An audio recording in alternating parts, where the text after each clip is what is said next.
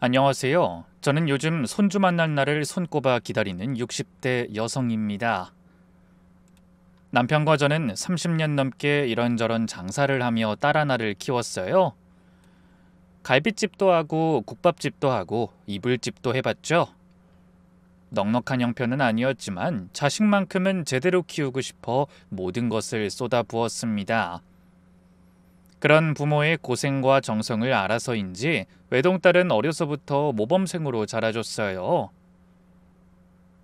사춘기에도 반항 한 번 하지 않고 제 말이라면 뭐든 잘 듣던 효녀 중에 효녀였네요. 그래서 그동안은 제가 얼마나 어리석은 엄마였는지 모르고 살았어요. 그러다 충격적인 사건을 계기로 진정한 가족의 의미를 깨닫게 됐죠. 그럼 지금부터 제가 겪은 남다른 인생 이야기를 솔직하게 털어놔 보겠습니다. 저에게는 자랑거리가 하나 있었어요. 아니, 정확하게 말하면 두 개였죠.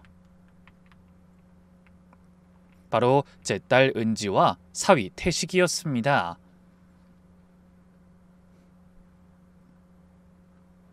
미수가, 넌 정말 팔자가 좋아. 의사 사위 아무나 보니?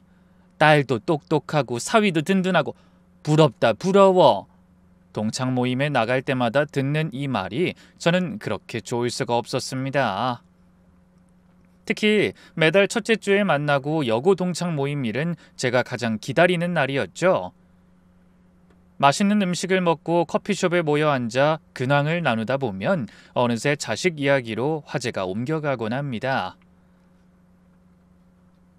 아유, 우리 막내는 이번에 또 취업에 실패했어. 이제 나이도 적지 않은데 아직 자리를 못 잡아서 속상해 죽겠다니까? 동창 영숙이가 한숨을 쉬며 말했습니다. 저는 안타까운 표정으로 위로의 말을 건넸지만 속으로는 안도의 한숨이 나왔어요. 적어도 우리 딸과 사위는 그런 걱정은 안 해도 되니까요. 아이, 그래도 영숙이 너는 아들이랑 같이 살잖아. 우리 딸은 미국 가서 얼굴 보기가 하늘이 별따기야. 작년에도 꼭 들어온다더니 바빠서 못 온다고 전화로 죽는 소리 하더라. 또 다른 동창이 옆에서 거들었습니다. 미국으로 이민 간 딸 때문에 늘 아쉬운 모양이었어요. 그럴 때면 저는 조심스럽게 하지만 은근히 자랑스러운 목소리로 말하곤 했습니다. 우리 딸이랑 사위는 요즘도 바쁘게 지내는 것 같아. 돈을 벌어도 쓸 시간이 없을 만큼 정신이 없는 것 같더라. 그러다 몸 상할까 걱정이야. 그럼 친구들의 부러운 시선이 쏟아졌죠. 아유, 정말 미숙이, 넌 전생에 나라고 했나봐. 딸도 능력 있고 사위도 의사고 게다가 둘이 금슬도 좋다며. 맞아, 요즘 같은 세상에 그런 사위가 어딨어. 그러면 저는 웃으며 대답하죠. 아유, 그래도 다들 건강하니 다행이지. 자식이 아픈 것처럼 부모 속썩이는 게 또 있니? 그런 면에서 우리 애들 다 효도하는 거지 뭐. 하지만 속마음은 달랐습니다. 내심 제 딸과 사위는 다른 동창의 자식들과 격이 다르다고 생각했어요. 제가 얼마나 딸을 잘 키웠는지 그 노력의 결과가 나타난 것이라고 생각했죠. 사실 저는 딸을 키우면서 하루도 몸 편하게 쉬어본 날이 없습니다. 남편과 함께 아등바등하며 생계를 꾸려가면서도 딸 교육만큼은 최고로 시켰거든요. 영어학원, 수학학원, 논술학원, 남들이 좋다는 건 다 시켰고 제 옷 한 벌 사지 않아도 딸아이 공부에 쓰는 돈은 아끼지 않았습니다. 딸도 그런 교육관을 잘 따라줬지만 가끔 볼멘 소리를 할 때도 있긴 했어요. 엄마, 나 너무 힘들어. 조금만 쉬면 안 될까? 고등학교 때 이렇게 울면서 말한 적이 있었습니다. 새벽 1시까지 공부하고 아침 6시에 일어나 학교에 가야 하는 생활이 지친다고요. 하지만 저는 단호하게 말했어요. 은지야, 지금 힘들어도 나중에 엄마한테 고마워하게 될 거야. 좋은 대학 가고 좋은 직업 가지면 인생이 얼마나 편해지는지 몰라서 그래? 그런 말을 들으면 금방 마음을 고쳐먹고 또 열심히 공부해 주더군요. 그리고 몇 해 전 딸이 사윗감을 데려왔을 때의 기쁨은 지금도 잊을 수 없습니다.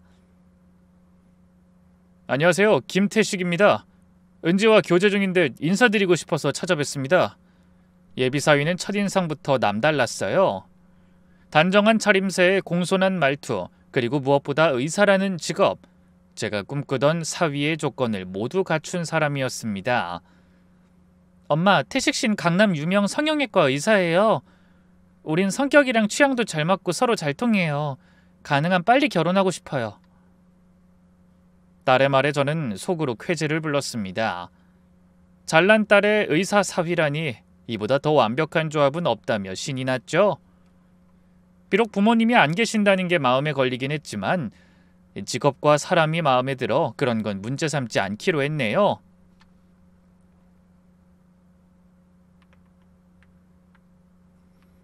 결혼식 날 저는 감격의 눈물까지 흘렸습니다. 미수가 정말 축하해. 딸도 잘 키웠는데 어쩜 사위까지 저렇게 훌륭하니? 넌 이제 밥 안 먹어도 배부르겠다. 친구들의 축하 인사를 받으며 너무나 행복했습니다. 이제 정말 내 인생에서 못 잃은 게 없구나 하는 생각에 흐뭇했죠. 결혼 후 사위는 모범적인 가장의 모습을 보여줬고 저에게도 아들 이상으로 잘했습니다. 매주 한 번은 꼭 들러 안부를 묻고 저와 남편의 건강 상태를 살펴줬습니다. 장인어른, 혈압이 좀 높은 것 같아요. 병원에 가서 검사 받아보세요. 장모님, 무릎이 계속 안 좋으신 것 같아요. 파스만 붙이지 마시고 물리치료 받아보세요. 제가 과잉진료 없고 괜찮은 정형외과에 예약 넣어드릴게요. 이런 세심한 배려에 저희 부부는 감동했습니다. 의사라서 그런지 건강 관련한 일에는 정말 꼼꼼했고 무엇보다 저와 남편을 진심으로 걱정해주는 게 느껴졌어요. 그럴 때마다 남편도 흐뭇하게 웃으며 이렇게 말했습니다. 태식이는 의사치고 인물도 좋고 마음 씀씀이도 남달라. 은지가 복이 많은 것 같아. 저도 고개를 끄덕였습니다. 정말 제 딸이 복이 많은 것 같았고 제가 그런 딸과 사위를 뒀다는 게 자랑스러웠어요. 제 모임에서는 언제나 사위 얘기가 빠지지 않는 화제였습니다. 미수가, 너 이 사위 어떤 병원에서 일한다고 했지? 강남역 근처 성형외과. 나도 가보진 못했는데 규모가 꽤 큰 곳이래. 강남에서 살아남으려면 정말 실력이 있어야 할 텐데 의사면 수입도 상당하겠네? 글쎄, 그런 건 잘 모르겠지만 뭐 돈 때문에 걱정할 일은 없겠지.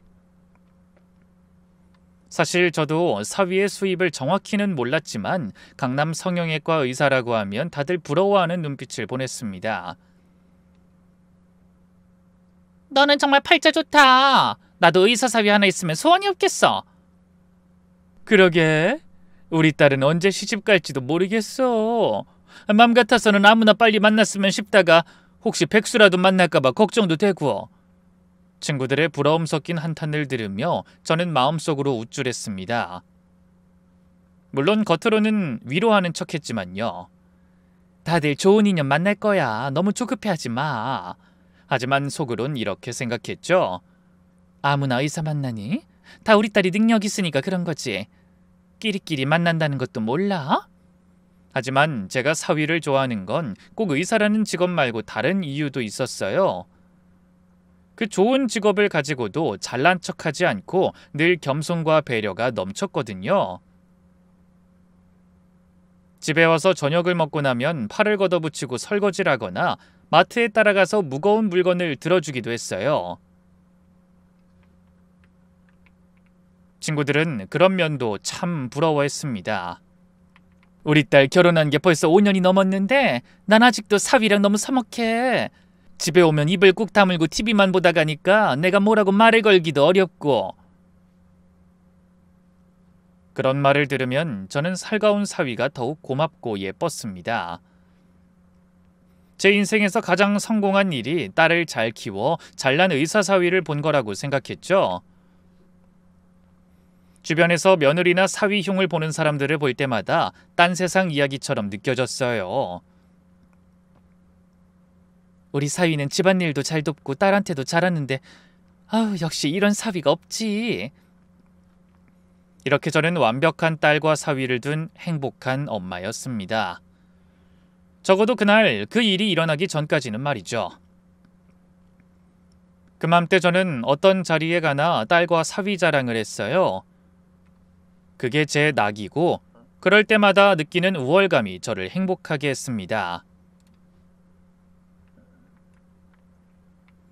때로는 남편이 그런 저를 걱정스럽게 바라보며 충고하곤 했어요. 여보, 너무 애들 자랑하고 다니지 마. 남들이 좋게만 보는 게 아닐 수도 있어. 그리고 사람 일 모르는 건데 우리라고 어디 항상 좋은 일만 있겠나. 사람이 행복할수록 겸손하고 행동을 조심해야 하는 거야. 하지만 저는 콧방귀를 뀌었습니다. 내가 뭐 틀린 말하고 다녀요? 다 사실이니까 부러워하는 거죠. 아이 그래도 적당히 해. 너무 으스대면 꼴 사나워. 좀 으스대면 어때요? 우리가 은지를 얼마나 고생해서 키웠는데. 제 말에 남편이 한숨을 쉬며 고개를 저었습니다. 더 이상 말해봐야 소용없다고 생각하는 듯했죠. 저는 그런 남편이 소심하다고만 생각했어요. 그런데 뒤돌아 생각해보니 남편의 충고가 맞았더라고요. 저는 너무 교만했고 제 딸과 사위를 통해 느끼는 대리만족에 취해 있었어요. 하지만 그때는 미처 그게 얼마나 큰 잘못인지 알지 못한 채 매일매일을 우쭐한 마음으로 살아갔습니다. 그러다 생각지도 못한 일이 일어났어요. 그날 모처럼 가게가 쉬는 날이라 저는 느긋하게 아침 드라마를 보고 있었습니다. 헌데 갑작스럽게 연락한 여고 동창이 이런 말을 꺼내더군요. 저기 미수가 나 좀 도와줄 수 있을까? 동창의 목소리에는 망설임이 묻어 있었습니다. 무슨 일인데 그래? 우리 사이에 도울 수 있으면 당연히 도와줘야지. 어서 말해봐. 아이 그게 좀 창피한 부탁이라서 그래.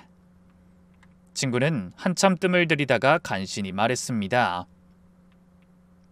아이 사실 내가 요즘 거울 볼 때마다 스트레스를 많이 받아서 눈가 주름이 너무 심해져서 밖에 나가기도 싫고 우울증까지 생길 것 같아. 그래서 말인데 혹시 네 사위병원에서 상담 받아볼 수 있을까? 아무래도 아는 사람 소개로 가면 안심도 되고 싸게 해주지 않을까 싶어서. 순간 저는 머릿속으로 빠르게 잔머리를 굴렸습니다. 친구가 사위의 병원에 가면 좋은 점이 많을 것 같았어요.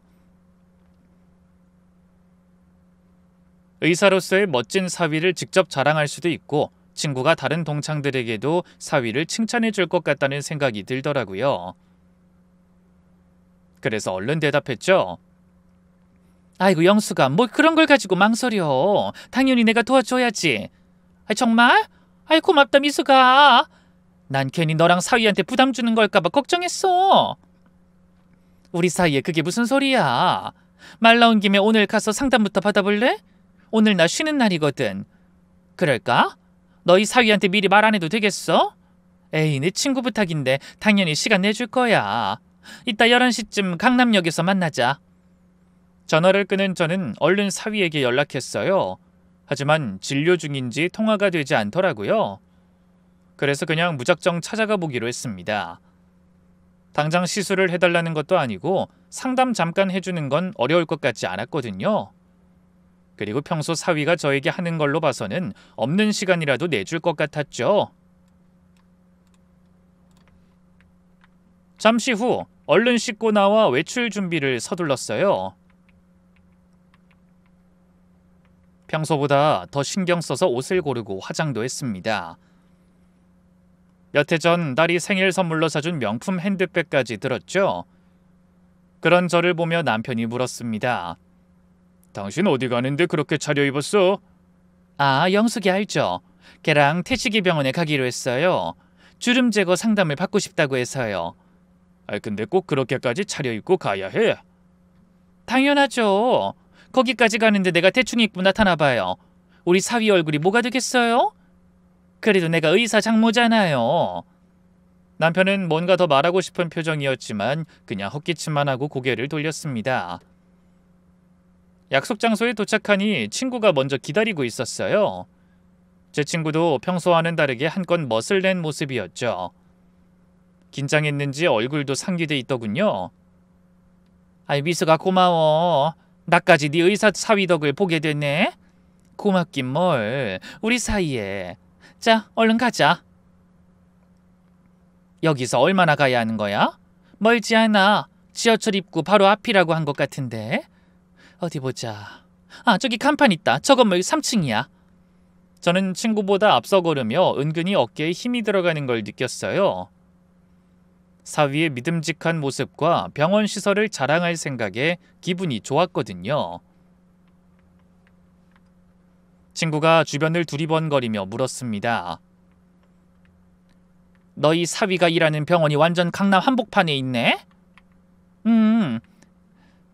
사실 나도 병원에 와보긴 처음이야. 한번 오라고 하는데 혹시 사위가 신경 쓸까봐 조심했거든. 병원 건물에 도착해서 3층으로 올라갔어요. 엘리베이터 문이 열리자 넓고 깨끗한 병원 로비가 눈앞에 펼쳐졌습니다.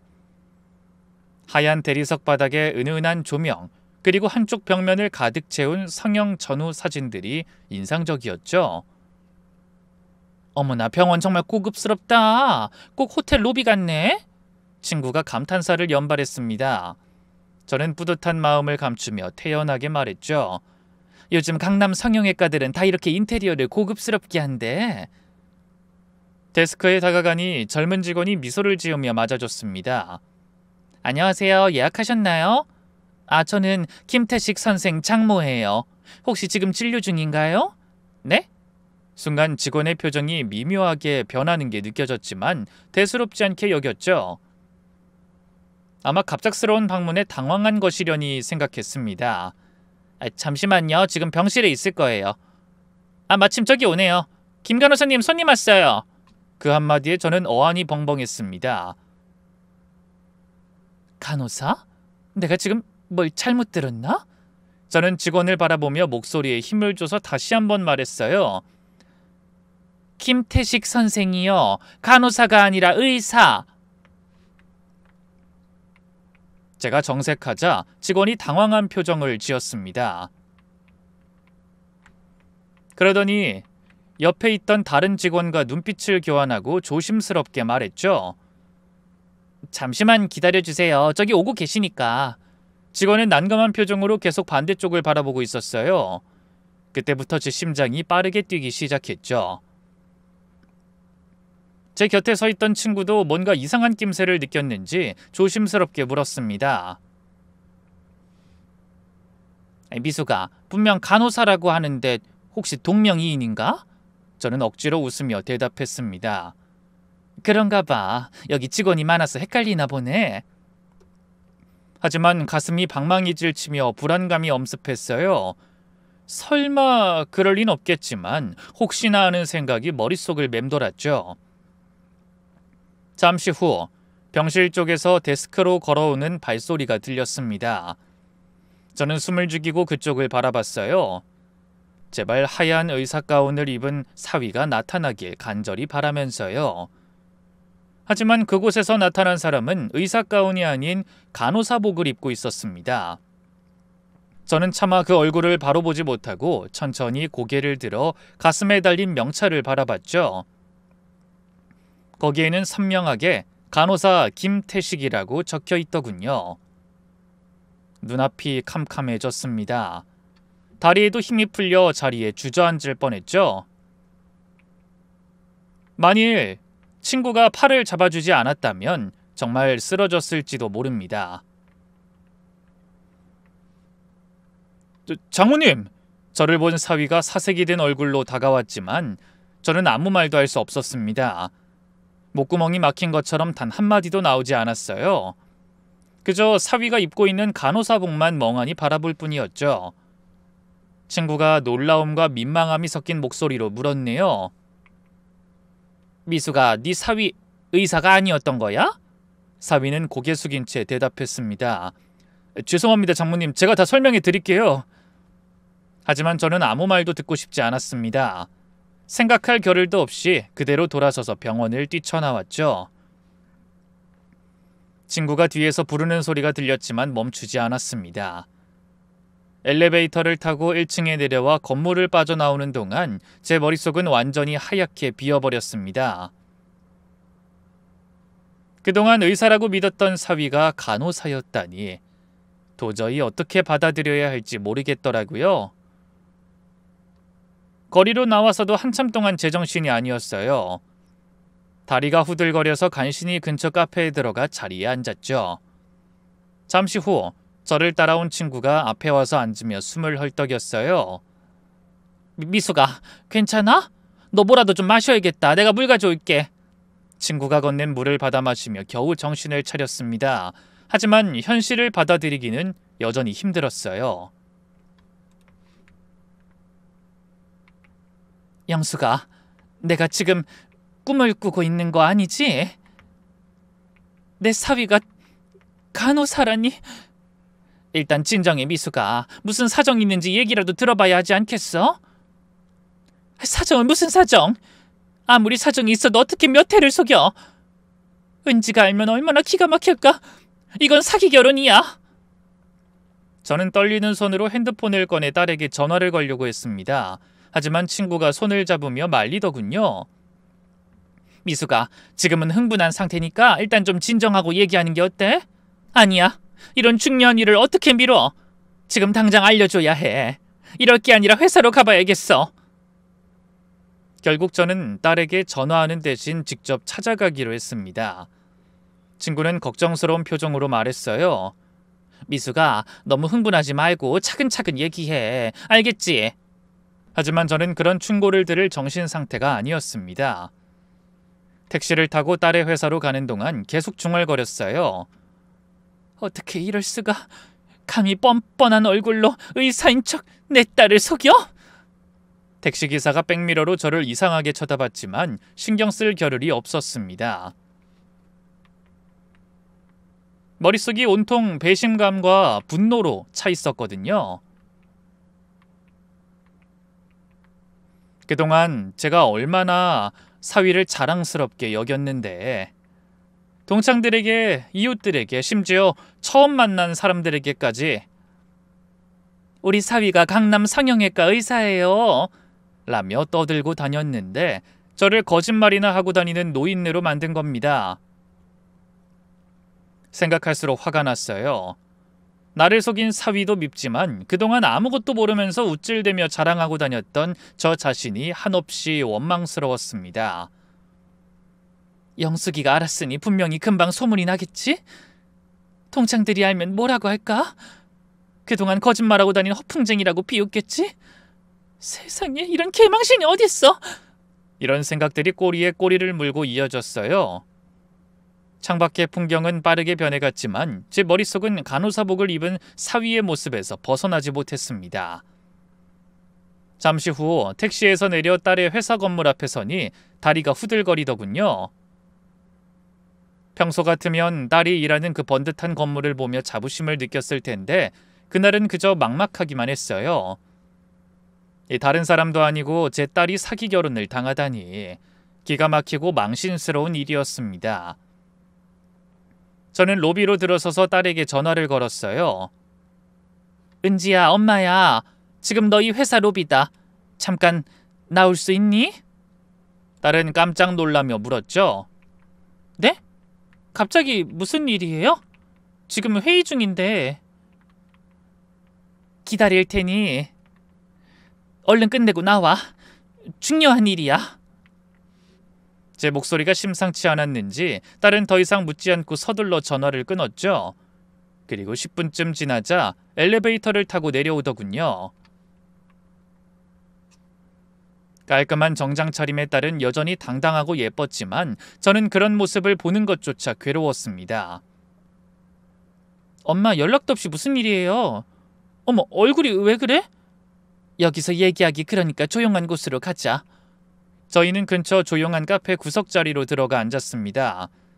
자리에 앉자마자 딸의 눈을 똑바로 바라보며 입을 열었어요. 은지야, 큰일 났다.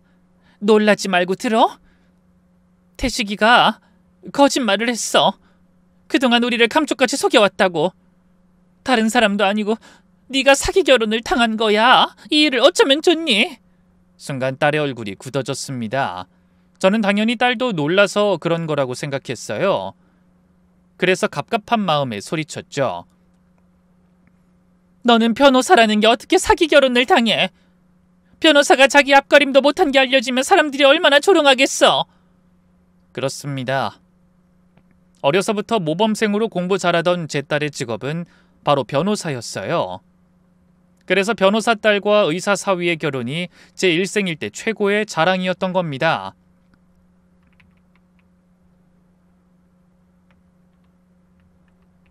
딸이 변호사라는 걸 부러워하던 친구들은 의사 사위까지 보게 된 제가 전생에 나라를 구했을 거라고들 했죠.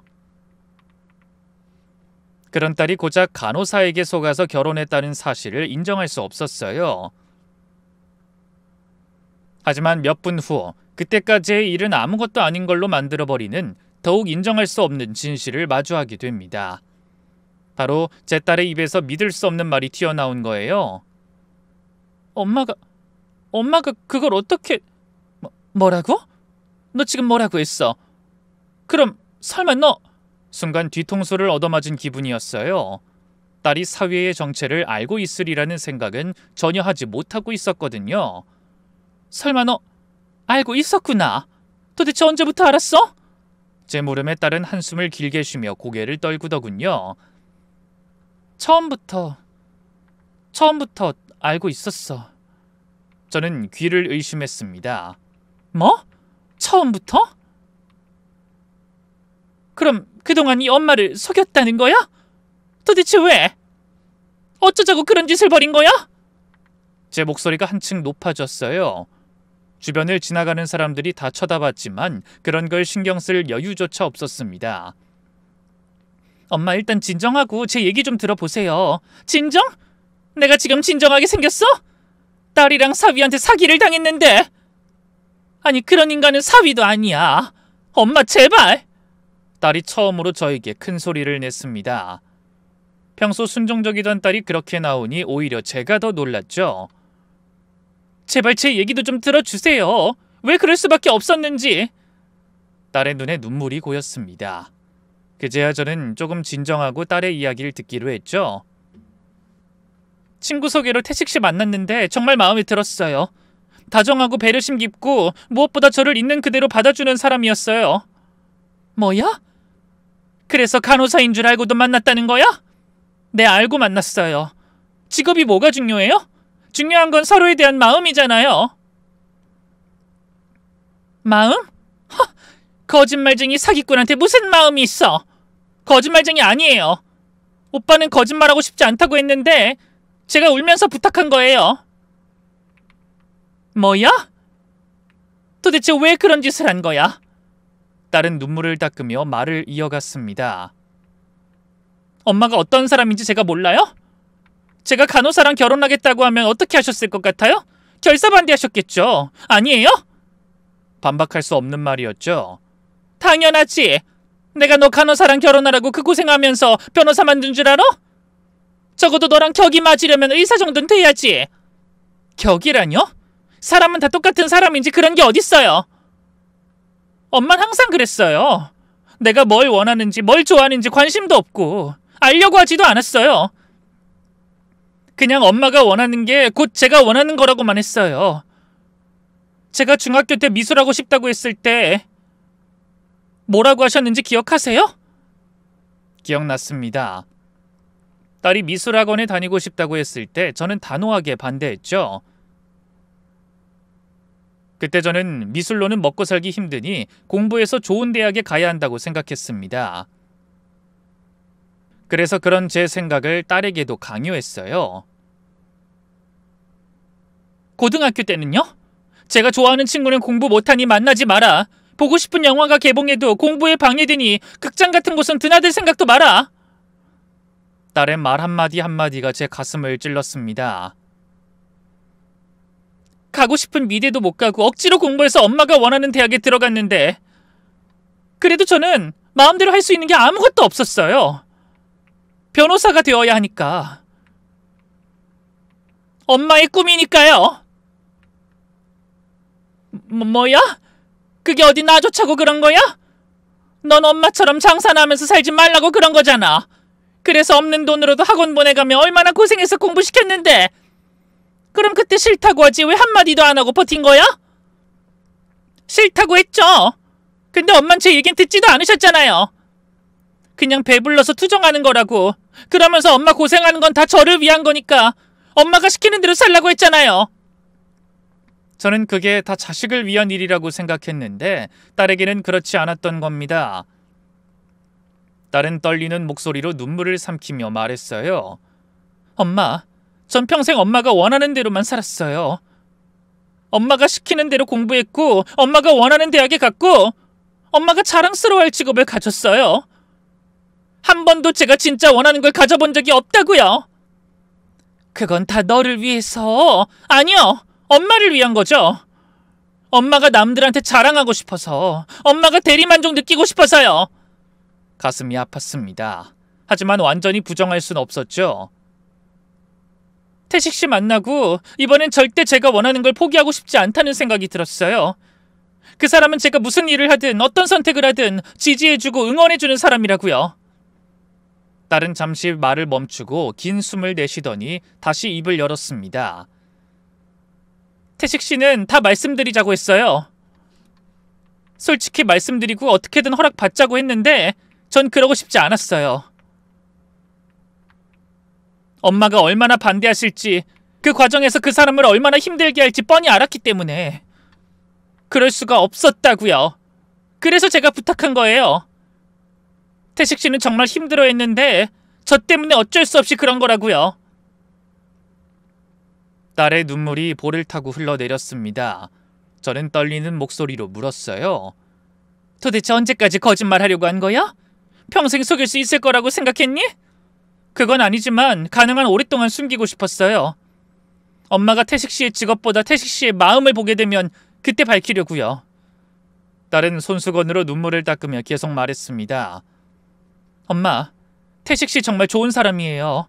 간호사지만 자부심을 가지고 일하고 있고 환자들한테도 인정받는 실력 있는 사람이에요. 무엇보다 저를 정말 사랑하고 엄마 아빠도 진심으로 걱정해요. 그렇다고 어떻게 네가 간호사랑... 제가 무의식적으로 내뱉은 말에 딸의 표정이 대번에 어두워졌습니다. 그거 봐요. 엄마는 여전히 직업으로 사람을 판단하잖아요. 간호사가 뭐가 어때서요? 생명을 살리는 숭고한 직업인데? 의사가 아니면 의미가 없어요? 그런데요, 의사만으로 환자를 살릴 수 없어요. 오빠 같은 간호사들이 도와줘야 의사도 제대로 된 의술을 펼칠 수 있는 거라고요. 저는 아무 말도 할 수가 없었습니다. 머리로는 딸의 말이 맞다는 걸 알지만 이 마음이 따라주지 않았어요. 엄마, 저는 사기 결혼 당하지도 않았고 태식 씨랑 헤어질 생각도 없어요. 그 사람은 제 인생에서 가장 소중한 사람이고 앞으로도 그럴 거예요. 엄마가 받아주시든 아니든 변하는 건 없다고요. 너 엄마 마음은 어떻든 상관없다는 거야? 이대로 엄만 버리겠다는 거지? 그런 말 한 적 없어요. 다만 제 선택을 존중해달라는 거예요. 제 인생은 제가 사는 거잖아요. 제발 태식 씨 받아주세요. 하지만 저는 그 자리에서 일어나 버렸습니다. 그만 얘기하자. 지금 이 기분으로는 김서방도 너도 평생 보고 싶지 않으니까. 그러고는 미련 없이 택시를 타고 집으로 돌아왔습니다. 머릿속이 복잡했죠. 배신감, 분노, 서운함, 그리고 약간의 죄책감까지 여러 감정이 뒤섞여 혼란스러웠어요. 집에 도착하니 남편이 걱정스러운 표정으로 저를 바라봤습니다. 당신 무슨 일 있었어? 표정이 안 좋네. 저는 남편에게 그날 있었던 일을 모두 털어놨습니다.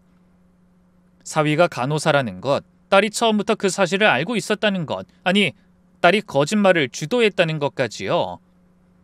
남편은 한숨을 쉬며 말했습니다. 사실 나도 좀 이상하다고 생각했었어. 뭐라고요? 뭐가 이상했는데? 아니 뭔가 느낌이 그랬어. 원래 내가 아는 의사들은 다 자기 잘난 맛에 사는 사람들이 많은데 태식이는 겸손하고 좀 다른 느낌이 들더라고. 그렇다고 의사들이 다 그렇다는 건 아니지만. 그럼 나한테 말을 해줬어야지. 왜 입 꾹 다물고 있어요? 확실하지 않았으니까 그냥 내 느낌이었다고 했잖아. 그리고 솔직히 의사가 아니라고 해도 상관없었어. 우리 딸을 아껴주잖아. 은지도 행복해하고. 그것보다 중요한 게 뭐가 있어. 아무리 그렇다고 해도 난 인정 못해요. 은지가 시켰다고 어떻게 하게까지 거짓말로 동원해요? 우리 딸이 그러자고 했다며. 애들이 오죽 애 같았으면 그랬겠나. 솔직히 난 이해는 돼. 당신이 어떻게 나왔을지 뻔히 아니까. 그 말에 저는 화가 나서 남편에게 빽하고 소리쳤습니다. 도대체 내가 뭘 어쨌다고 그래요? 여보, 좀 솔직해지자. 당신이 은지한테 얼마나 부담을 줬는지 몰라?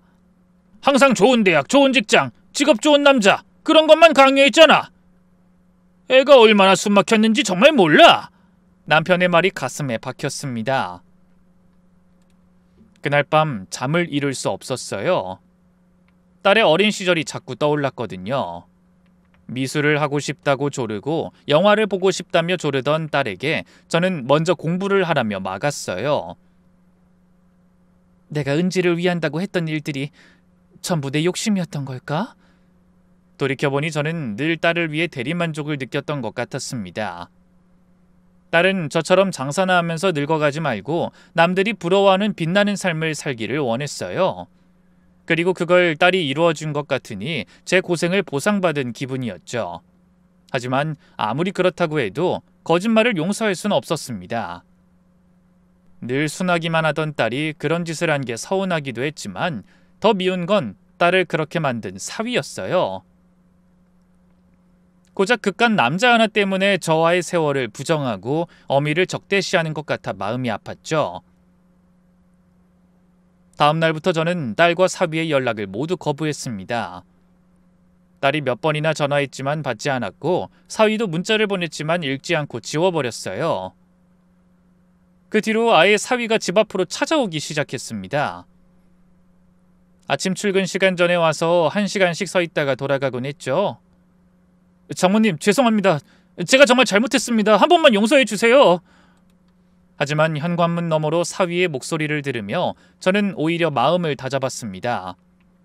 절대 용서하지 않을 거라고요. 일주일이 지나도 사위는 여전히 매일 찾아왔어요. 비가 오는 날도 바람이 부는 날도 어김없었죠. 어떤 날은 무릎을 꿇고 앉아 통사정을 하기도 했어요. 그런 모습을 볼 때면 마음이 약해져 아예 안 보려고 고개를 돌려버리기도 했습니다.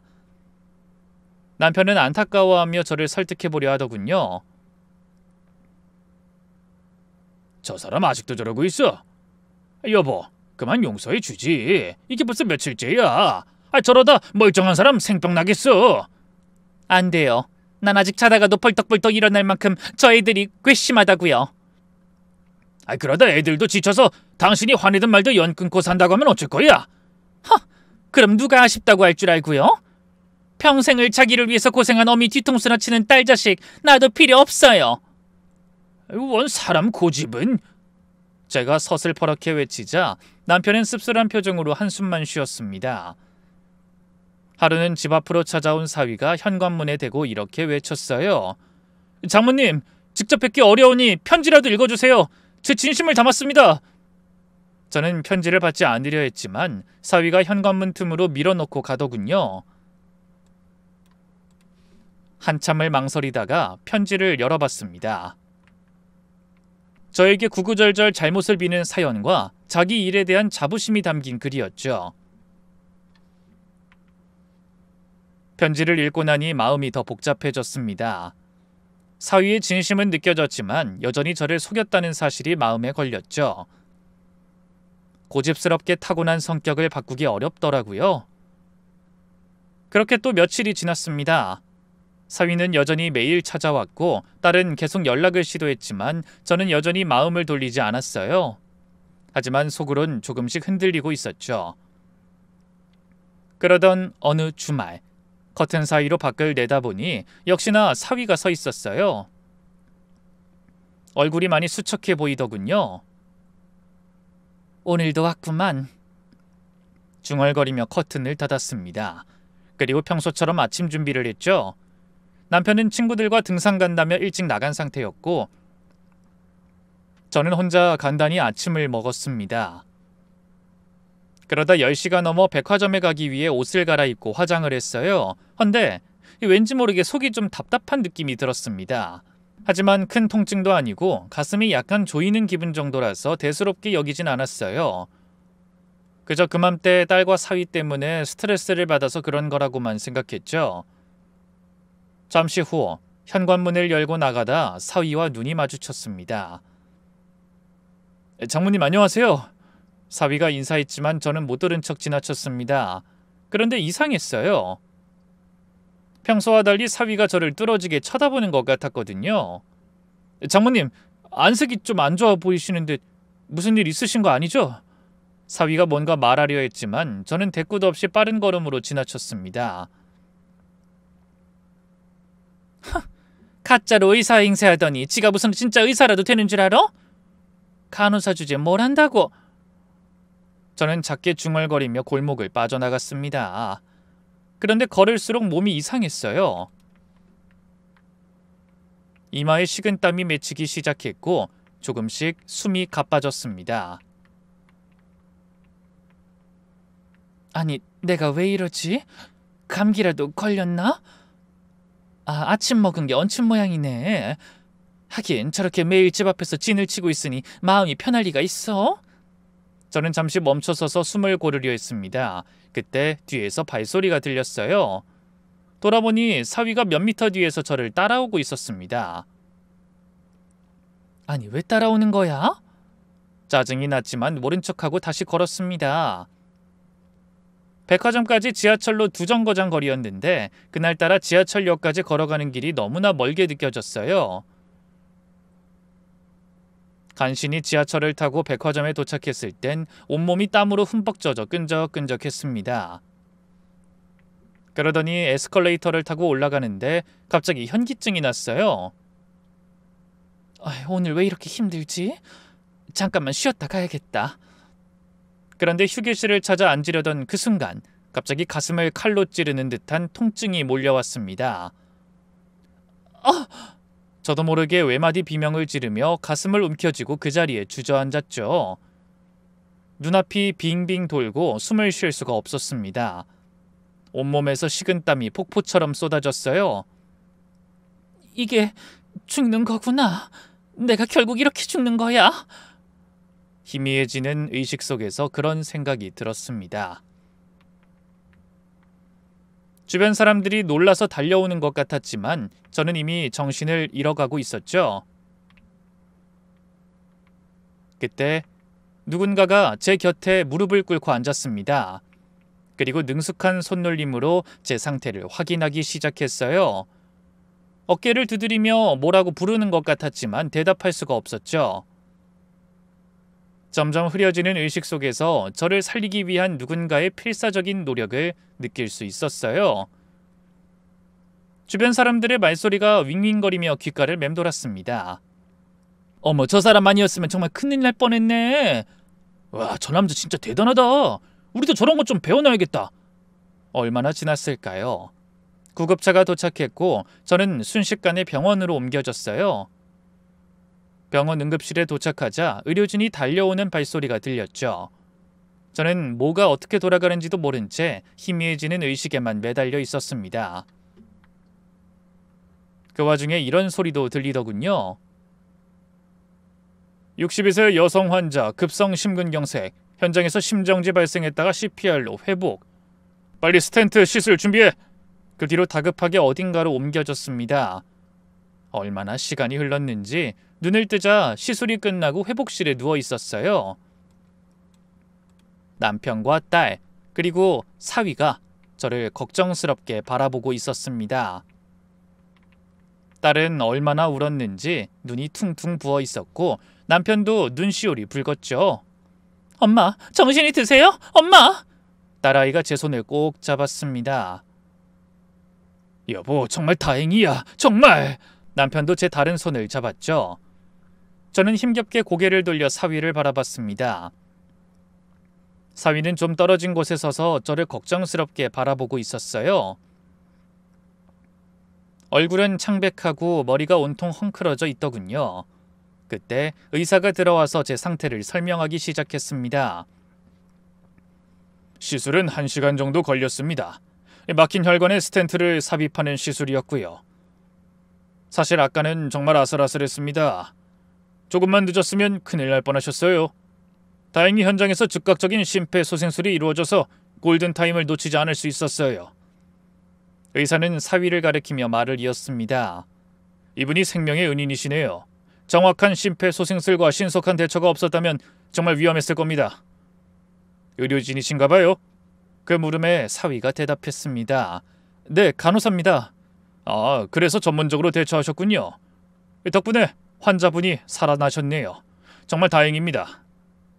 역시 저를 살린 건 사위였어요. 집 앞에서 따라오던 모습을 기억하고 설마 했는데 그제야 희미해져가는 의식 속에서 저를 애타게 부르던 그 목소리가 떠올랐습니다. 거기 파란 옷 입은 남자분, 구급차 불러주세요. 빨리. 백화점 직원분, 자동 제세동기 가져와 주세요. 장모님, 제발 정신 차리세요. 제발, 그 은지가 기다려요. 그때 저를 부르던 사위의 목소리에는 울음이 섞여 있었습니다. 그 목소리 덕분에 제가 정신을 완전히 놓지 않고 버텼던 것 같아요. 그때 딸이 먼저 입을 열었어요. 태식씨 정말 고마워. 자기 아니었으면 우리 엄마가 어떻게 되셨을지 생각만 해도 끔찍하고 무서워. 은지는 말을 잇지 못하고 울먹였습니다. 남편도 사위의 손을 덥석 잡으며 말했어요.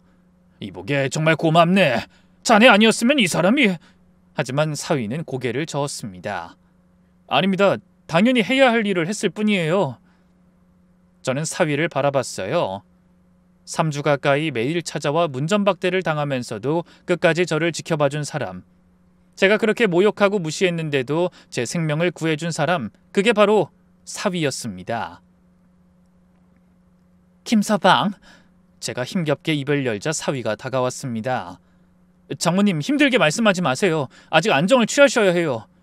내가 미안해. 제 입에서 나온 첫 마디에 사위가 눈이 커졌습니다. 장모님, 정말 미안해. 내가 너무 못된 장모였어. 눈물이 흘렀습니다.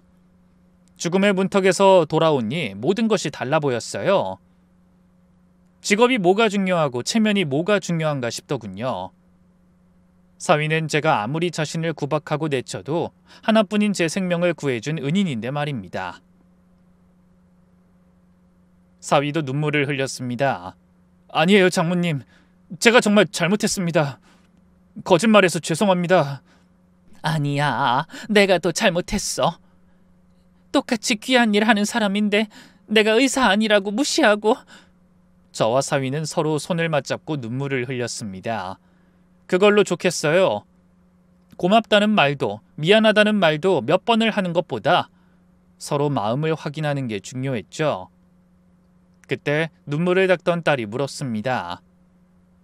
근데 태식신 왜 엄마를 거기까지 따라간 거야? 설마 백화점에까지 가서 엄마한테 사과하려고 그런 거야?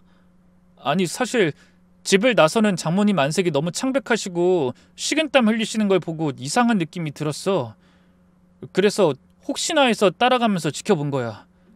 사위의 말에 남편이 안도의 한숨을 쉬며 말했어요. 그렇구만. 자네가 오늘 집 앞에 있다가 이 사람 따라가지 않았다면 무슨 일이 일어났을지 알 수 없는 일이었어. 남편의 말이 끝나자 딸이 제 손을 잡으며 물었어요. 엄마, 이제 아셨죠? 태식 씨가 얼마나 귀한 일을 하는 사람인지. 물론 의사도 중요한 일을 하지만 모든 직업엔 다 존재의 이유가 있어요. 의사보다 간호사가 못한 게 아니잖아요. 그런 게 뭐가 중요해요. 이렇게 사람을 지키고 살리는 일인데. 저는 고개를 끄덕였습니다. 정말 그랬어요.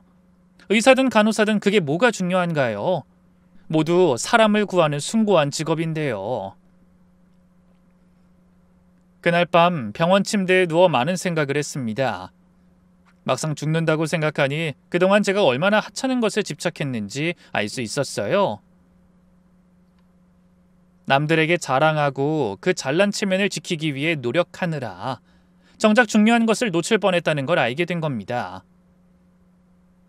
딸의 행복과 가족의 사랑, 그리고 진정한 인간의 가치를 말이죠. 며칠 후 저는 남편의 부축을 받으며 무사히 퇴원할 수 있었습니다. 당신 이제 몸 관리 잘해야 해. 김서방이 당신 식단이랑 운동법 정리해서 가져왔더라고.